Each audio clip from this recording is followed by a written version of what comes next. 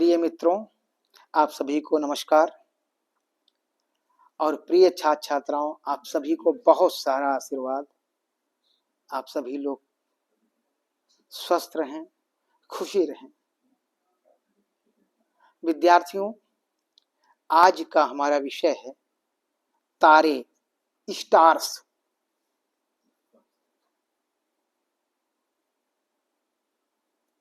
विद्यार्थियों, हम सभी लोग तारे शब्द का प्रयोग करते हैं, तारा शब्द का प्रयोग लगातार करते हैं, स्टार शब्द का प्रयोग करते हैं।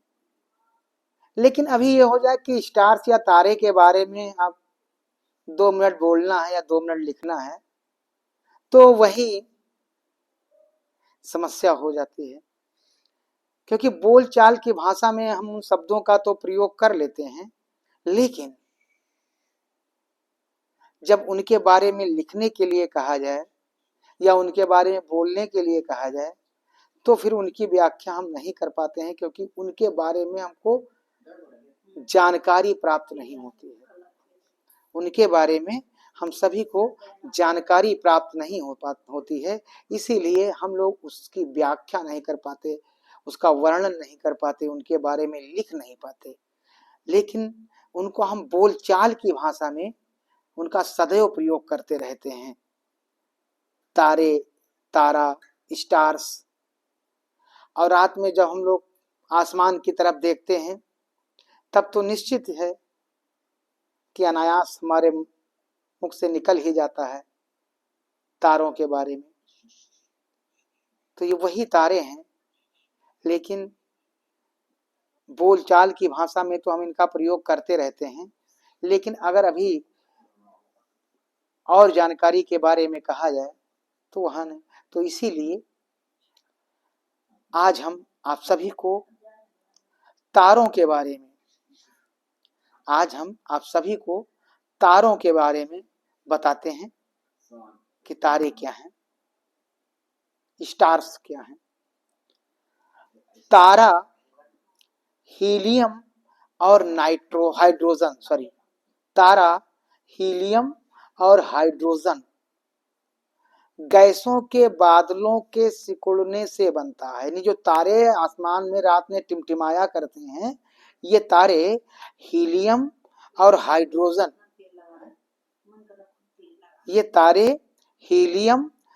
हाइड्रोजन गैसों के बादलों से सिकुड़ने से बनते हैं। तारों में निरंतर ऊष्मा और ऊर्जा पैदा होती रहती है। तारों में निरंतर ऊष्मा और ऊर्जा पैदा होती है, जिसके कारण ये टिमटिमाते रहते हैं। रात में देखेंगे आप, आसमान की तरफ देखिए, स्वच्छ आसमान की तरफ, तो देखेंगे ये तारे जो है टिमटिमाया करते हैं। तो तारों में निरंतर ऊष्मा और ऊर्जा पैदा होता ही रहती है, इसीलिए ये तारे जो है टिमटिमाया करते हैं। सूर्य भी एक तारा है, याद रखें, सूर्य भी एक तारा है जो सौर परिवार का प्रमुख है, सौर परिवार का प्रमुख सदस्य है, मुख्य सदस्य है, जिसके चारों तरफ ग्रह जो है चक्कर लगाते हैं, वो भी एक तारा है।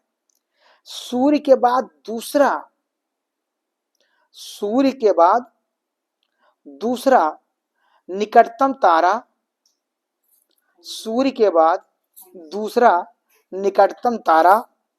प्रोक्सिमा सेंचुरी है।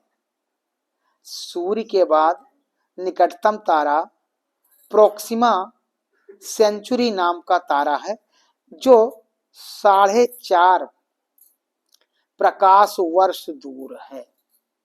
4.5 प्रकाश वर्ष की दूर पर वह तारा स्थित है। यानी सूर्य से भी ये तारा प्रोक्सिमा सेंचुरी जो तारा है, ये दूर है, और जो 4.5 प्रकाश वर्ष दूर है। रीगल तारा हमारी पृथ्वी से 450 प्रकाश वर्ष दूर है। रीगल तारा हमारी पृथ्वी से 450 वर्ष दूर है। प्रत्येक तारे का जीवन काल, प्रत्येक तारे का जीवन काल जो है निश्चित होता है। प्रत्येक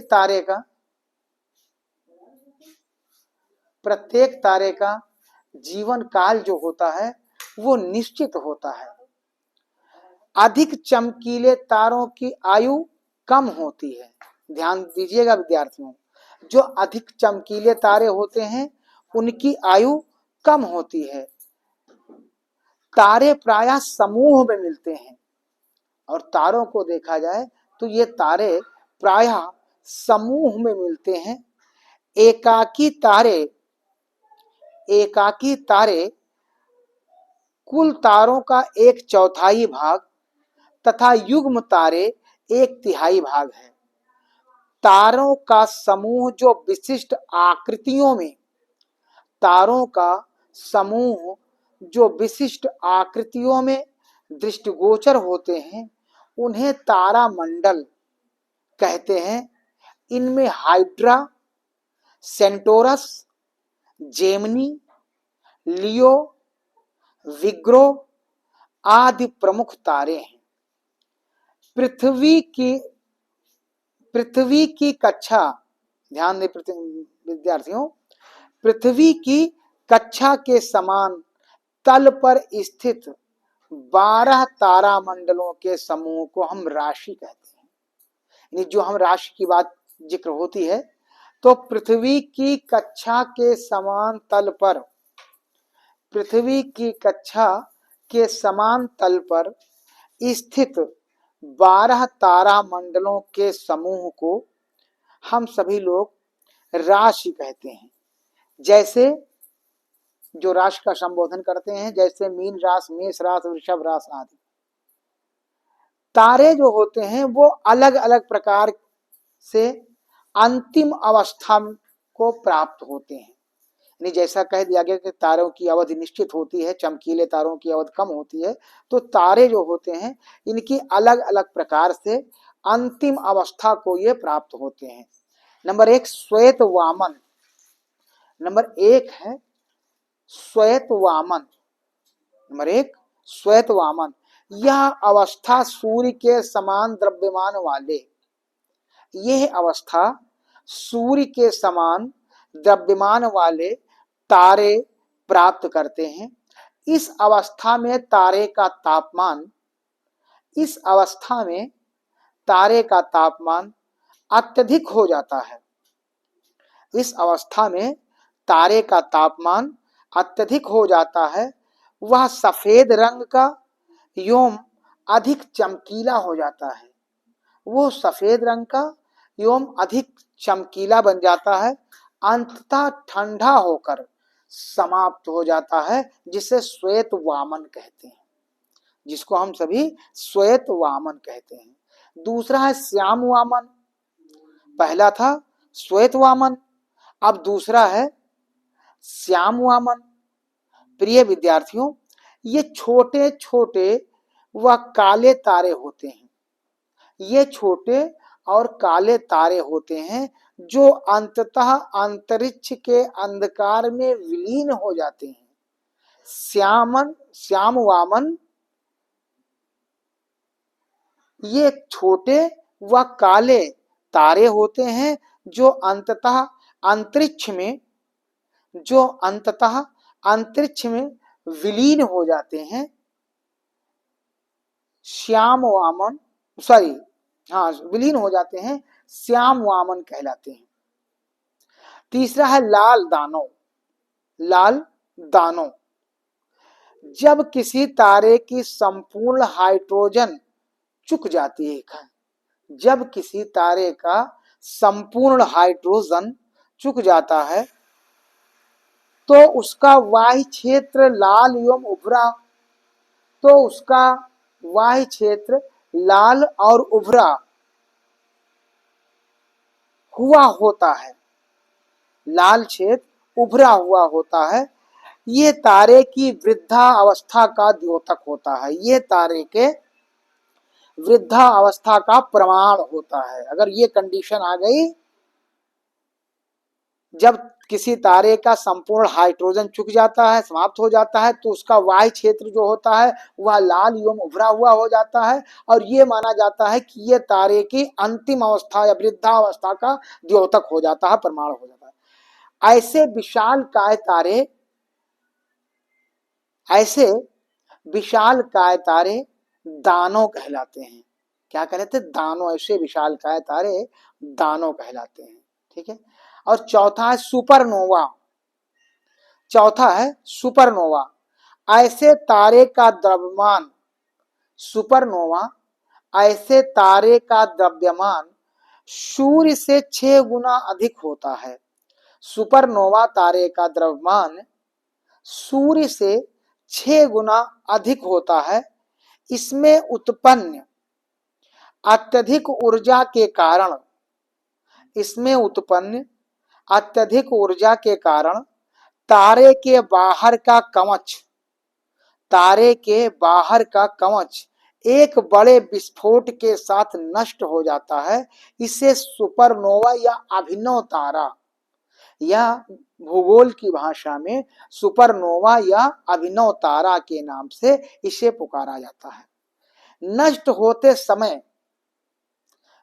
होते समय इसकी चमक जो होती है बहुत, नष्ट होते समय इस सुपरनोवा की चमक जो है 1000 मिलियन सूर्य के बराबर होती है। 1000 मिलियन सूर्य के बराबर होती है जब इसकी नष्ट होने का समय होता है। तो प्रिय विद्यार्थियों, उम्मीद है कि जो तारे, स्टार्स, जिनका जिक्र हम सभी लोग करते रहते हैं अक्सर, अगर अब उनके बारे में कहीं बोलना पड़े, कहीं लिखना पड़े, चाहे वो परीक्षा में हो या प्रतियोगी परीक्षा में हो, तो हम सभी लोग आसानी के साथ तारों के बारे में लिख सकते हैं। और इतना जरूर सरल भाषा में याद रखिए कि तारा जो होता है वो हीलियम और हाइड्रोजन गैसों के बादलों के सिकुड़ने से बनता है। तारा जो है हीलियम और हाइड्रोजन गैसों के बादलों के सिकुड़ने से बनता है। सूर्य भी एक तारा है, और आसमान में इस तरह सूर्य के जैसे करोड़ों तारे हैं। तो उम्मीद है कि आप सभी को तारों के बारे में ज्ञात हो गया होगा, तारों के प्रकार के बारे में ज्ञात हो गया होगा, जैसे श्वेत वामन, श्याम वामन, और लाल दानव, सुपरनोवा, जिसे अभिनव तारा भी कहते हैं। तो इन चीजों को आप अच्छे से जान गए होंगे। जब कभी भी इनके बारे में कहीं भी जिक्र होता है, या कि परीक्षा में पूछा जाता है, या प्रतियोगी परीक्षाओं में आता है कि अभिनव तारा या सुपरनोवा क्या है, तो इनके बारे में आप आसानी से इनका जिक्र कर सकते हैं, इनको बता सकते हैं, इनकी व्याख्या कर सकते हैं।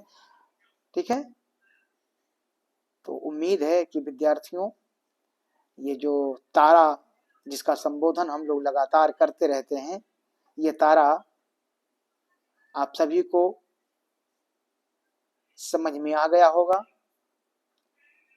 आप सभी को बहुत सारा आशीर्वाद। आप सभी लोग स्वस्थ रहें, सुखी रहें, और पढ़ाई में लगे रहिए। आप सभी को बहुत बहुत आशीर्वाद।